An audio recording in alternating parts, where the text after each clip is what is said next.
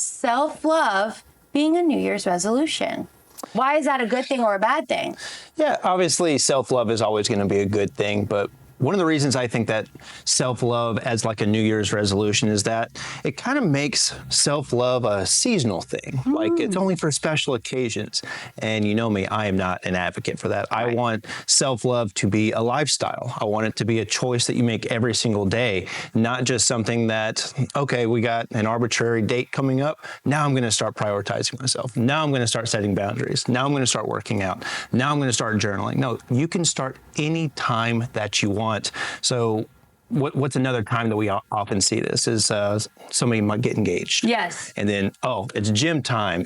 We're doing all the good things. And then shortly after the wedding, we stop promoting self-love. Right. And what do? We end up losing ourselves in these moments. And before you know it, you're not feeling very good about yourself. You're like, well, I look so good in my wedding photos, or I look so good years before. And it's just because it's not a consistent lifestyle. So self-love, of course, as much as you possibly can, but try to not make self-love a seasonal thing or just, sticking it to a calendar. It's much more than that. It's a lifestyle. It's a way to show that you are a priority in your own life. Yeah. What are some ways we can implement self-love? Because you have hooked up so many people this year. We've got how many marriages and engagements so far?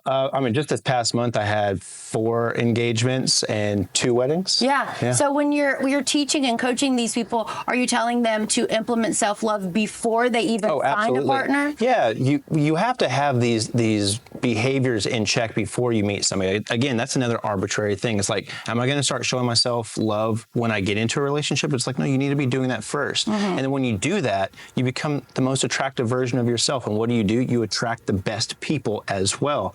So one of the best things you can be doing is journaling, reflecting on your past experiences, or take a little bit of accountability for maybe some relationship failures in the past, so that you don't replicate those in the future. That's one of the most powerful pieces of self-love that anybody can do, is taking massive accountability for their experiences. So you meet strangers that come to you. Sometimes you know them prior, but sometimes they are strangers. Have you ever ran into a situation where you think that they are practicing self-love, but then you maybe find out it might be a little narcissistic? And how do you fix that and help them through that? Oh God, that's such a good question. So there's a difference in self-care and self-love. Self-care is taking bubble baths, it's doing things like that. But self-love, again, is when I can ask somebody just a couple of questions and I can see if they're avoiding accountability or if their motives are outwardly motivated. It's not just about sustaining their belief in themselves. It's for other people to make judgments. In other words, they can't self-sustain their own self-worth and they need it from other people. Right. Those are the types of things I can tell if it's leaning a little bit more narcissistic